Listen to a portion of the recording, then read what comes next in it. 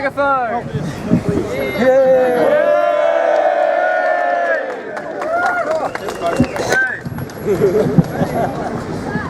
Right, first to speak for us is Ben Brown. He's part of the Liberalists. Words.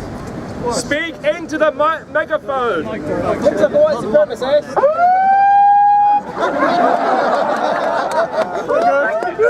They're shutting us down! That's a sign of free speech!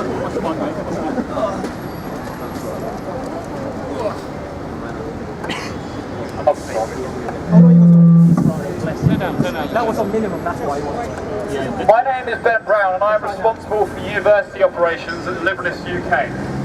I'm here because I believe what has happened to Dankula is merely a symptom of a sick society, one that enables the crippling of the bold, crippling of the most confident, the suppression of those who discuss and promote controversial ideas, to protect the feelings of those who are incapable of coexisting with people they disagree with.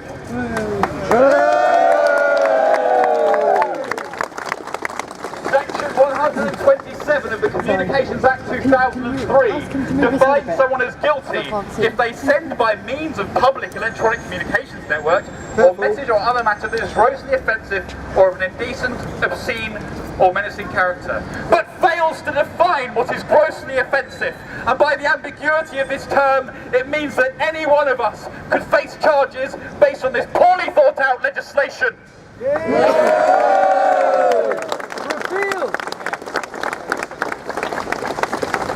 Furthermore, the Metropolitan Police define hate crime as any criminal offence perceived by the victim or any other person to be motivated by hostility, prejudice and so forth. As perceived by the victim!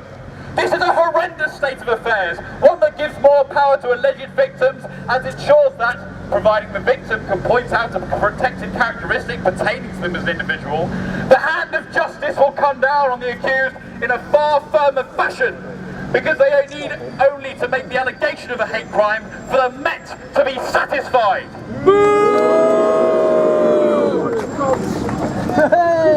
Watching the Tim Pool. Blind justice is one of the principles we Liberalists hold dear. We also value the freedom of speech. I grew up watching the likes of Mel Brooks, Monty Python, Dave Chappelle, Chris Rock, Frankie Boyle and Charlie Chaplin. And I was taught that the very essence of comedy is satire, mockery and exaggeration, those being the best tools for critiquing ideas and understanding the limitations of problems those ideas may present if taken to the extreme. I was taught that to understand whether you live in a society that is supportive of free speech and promotes liberty, the limits of these ideas need to be tested. Well, now we all know. We know that our government is willing to sit by as people are sentenced for making jokes that may hurt the feelings of others, even if the person responsible is neither advocating for nor carrying out any acts that would result in physical danger towards those they mock or criticise. They'll even sit by when a girl is convicted for posting song lyrics on Instagram in tribute to a young dead man.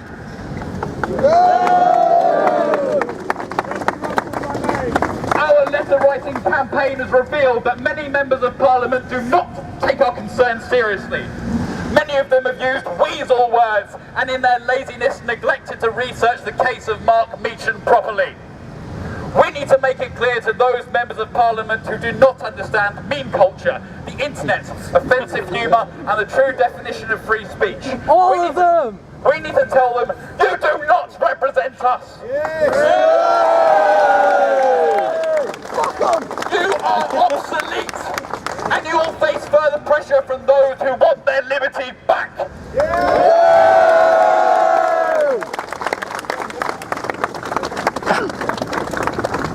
Thank you all for listening to me waffle on.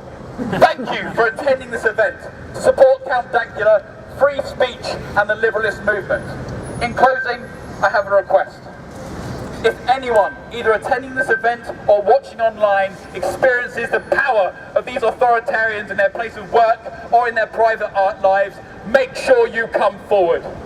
We must support each other and form a strong community that will rally around those who cry out when they meet the gnashing fangs of this beast.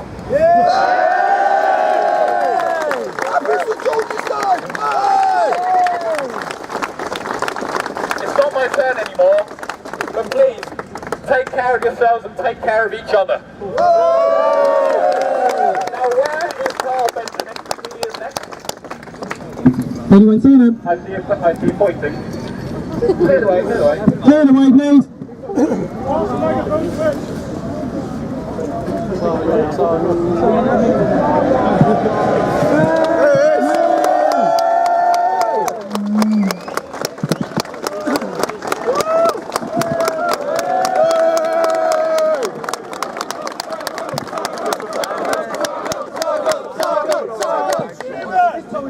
Leader of the free world!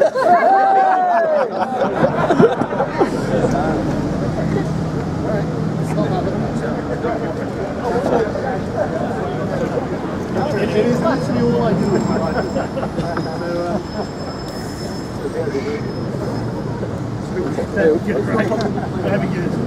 Maybe not a drip. On the step ladder. I'd stand on the other step, I'm afraid it hurts. Use the speakerphone. It's not loud enough for them. Use the speakerphone. The speakerphone. Use the speakerphone.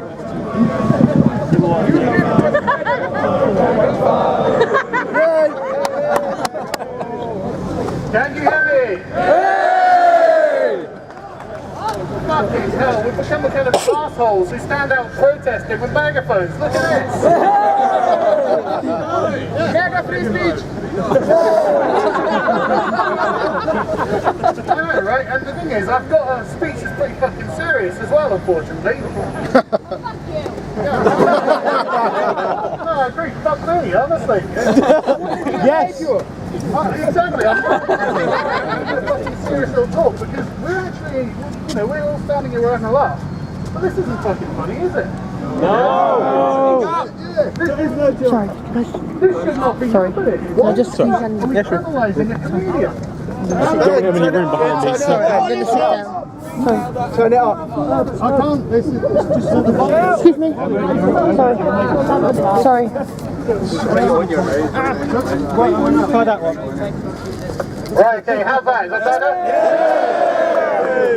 Right, okay. Right. Fucking hell. Wrong speech. See, now I'm fucking nervous because I've never given a fucking important speech in front of so many goddamn people who are all staring at me. So go easy. Right. So there's a question on everyone's lips. This question is so controversial that just asking it is to brand yourself. Is to brand it. It's this fucking megaphone, mate. Stand higher. Let me try that one. Just close. Someone take that. Where's the volume on it? There's the volume, is there? So take that. I'll hold on to this. Yeah, well, just hook it onto the back. Do you want to do that? Yeah. It goes the other way around.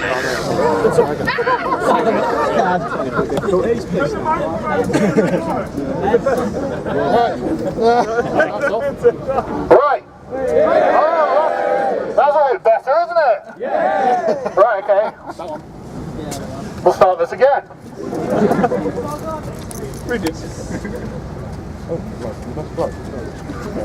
And we'll do it in my time as well, so you gotta wait.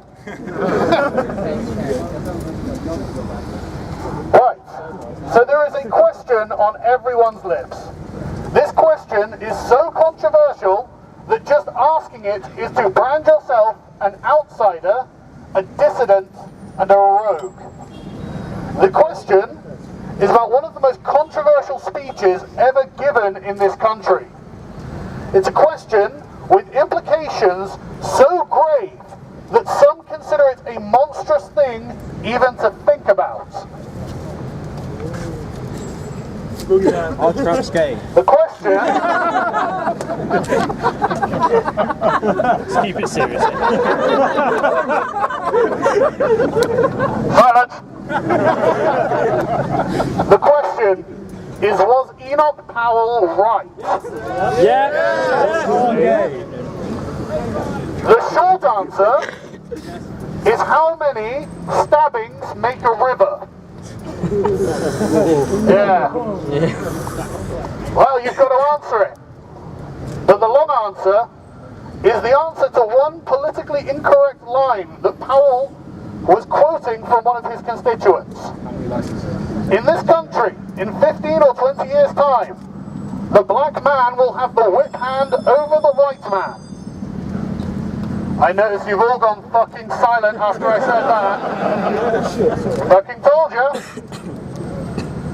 As we have seen, to the eternal disgrace of the government's handling of the Windrush scandal, this has not happened. But something similar has. Our black Commonwealth cousins who came here 50 years previously have integrated very well, because they have come here to be British.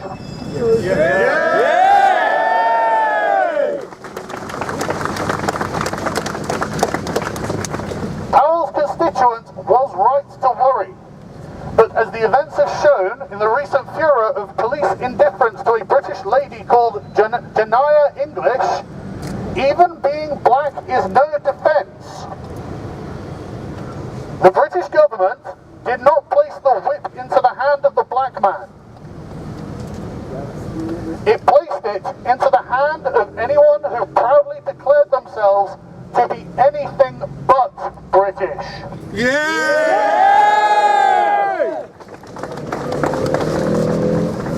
Our institutions are obsequious to any identity that stands apart from our own, so that when Janaya received death threats for criticising Islam, the police told her this could be avoided by keeping her mouth shut. And like any British person should, instead of being cowed in the face of tyranny, Janaya stood up to be counted among the ranks of those of us who could endure this no more. All of this is a question of identity and values, because the former is defined by the latter. The British identity is grounded in our ancient traditions of liberty and tolerance, and all other identities that we exist in this country must also be so. Yes.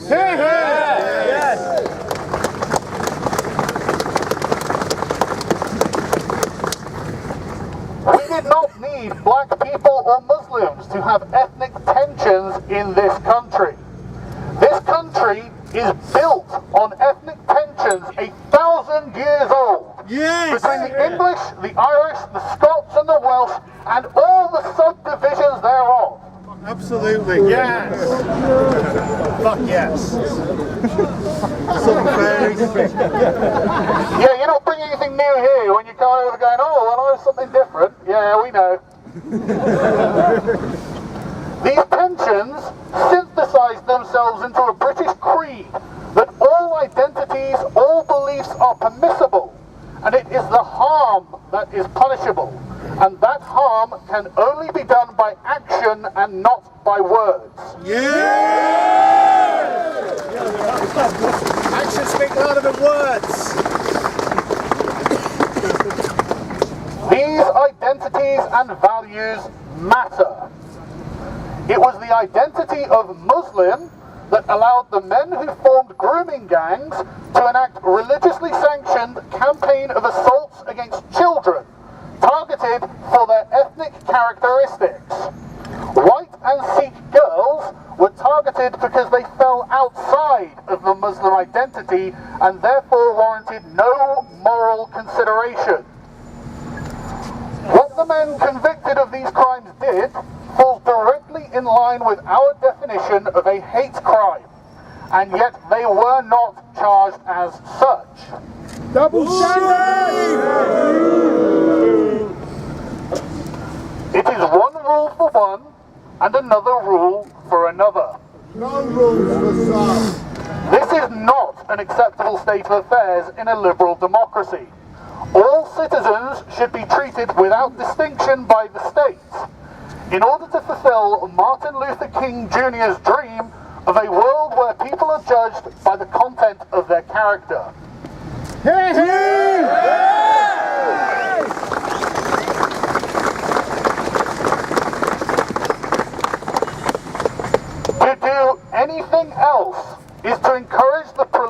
proliferation of nefarious elements in society.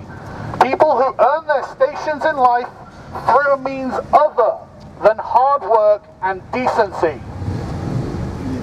It confers on a certain group a set of privileges not enjoyed by the rest. This will breed resentment of the kind that eventually brings out guillotines. Yes. Hate speech laws are incubating something very dark and very angry in this country. Tommy Robinson is not a racist, he is a warning. Yes.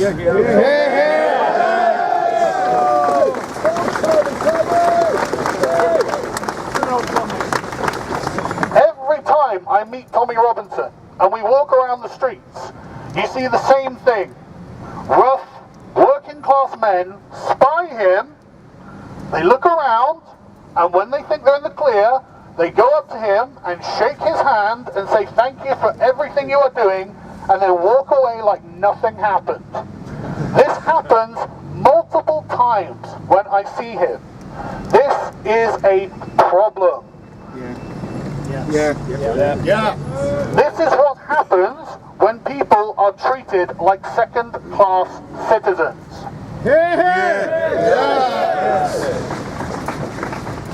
These people are not racists, but they are reacting to the perceived source of their oppression. It is not that the government has criminalized racism through the combined zealotry of the political class, that not just that in fact, that they have criminalized legitimate criticism of an ideology that is not liberal, not tolerant, and places itself in direct opposition to the identity of the British.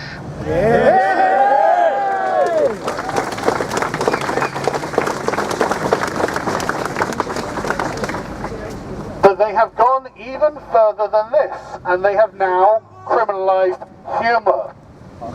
Ron Liddell made a joke about the Welsh in the Sunday Times, about how a bridge across the Severn connects Wales to the First World. A very good joke.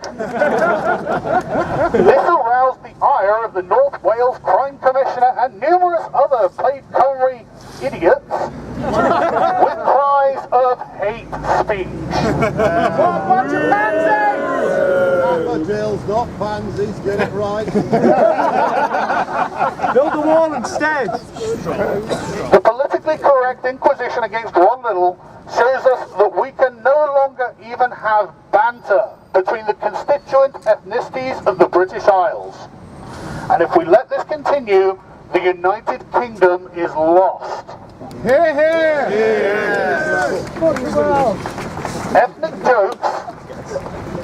Ethnic jokes serve one purpose: to diffuse ethnic tensions by normalizing the differences between ethnicities.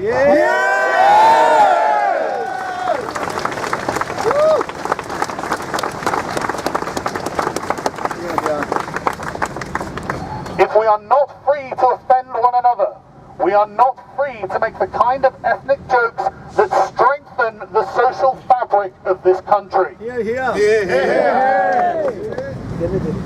Without the freedom to offend, we create a series of armed camps, each watching the others for any signs of transgression, both obsessed with defending the honor of their respective tribe. This can only divide a country by setting us apart from one another and making us strangers to our neighbours. Yes.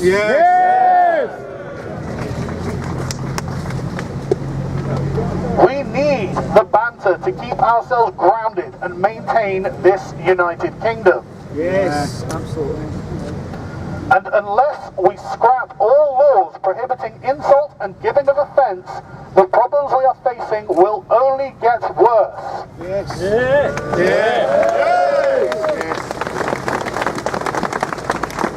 Free Count Dankula, thank you.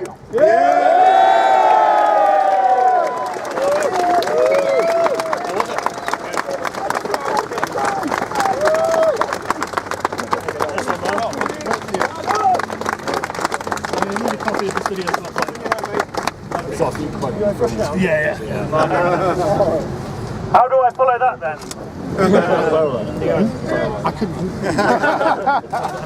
Ladies and gentlemen, wherever Puritans have been sufficiently powerful, they have endeavoured to patrol all forms of civic amusement.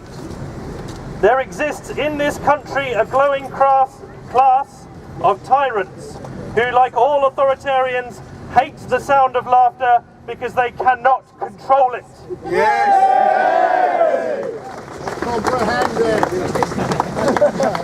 We may well have come from different backgrounds and contrasting belief systems, but our message here today is the same. There endures among us a shared confidence and esteem in free expression as the value essential to a free and flourishing society.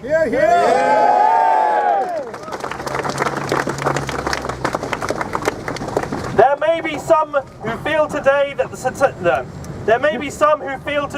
the sentencing of Count Dankula is trivial and incidental. I invite such individuals to recall how minor and innocuous was the cartoon of Muhammad that left 12 alleged blasphemers murdered at their own desks. That escalated quickly. Comedy is an artistic medium, and like all artistic expression, it lives on the periphery of the tasteful and the sanitized. It is true that some people speak coarsely, and that is because people who are not sheltered children know that it is not words but evil deeds that harm us. Fucking right!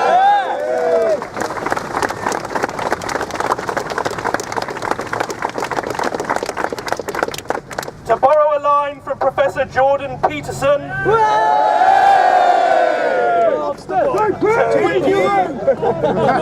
to think is to risk being offensive.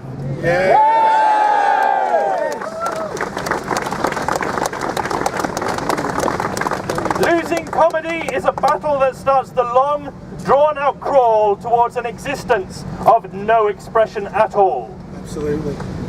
This is not an anecdotal case, but a knowing precedent imposed from the top-down diktat of the anointed elite, the high priesthood of vice and virtue, whose own idea of moral conduct is the uniform denial of rape gangs and the repeated failure to expel the worst forms of anti-Semitism and jihadist sympathy from their own midst.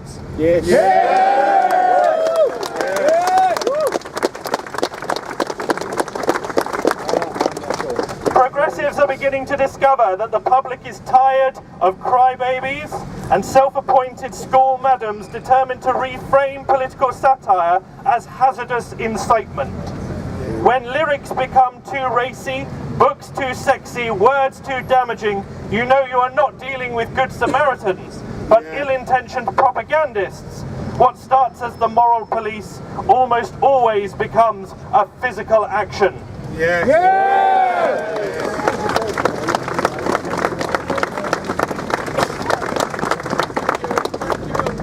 It is the right of all those who call themselves British citizens to call, critique and laugh at any aspect of society they find unfit or unworthy of ridicule, or worthy of ridicule.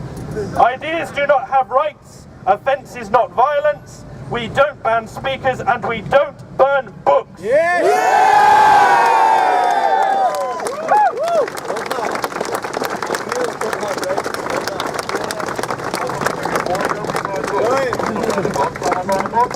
There cannot be a double standard, or despots will flourish and resentment will breed. If to think is to risk being offensive, then I urge you, ladies and gentlemen, speak out!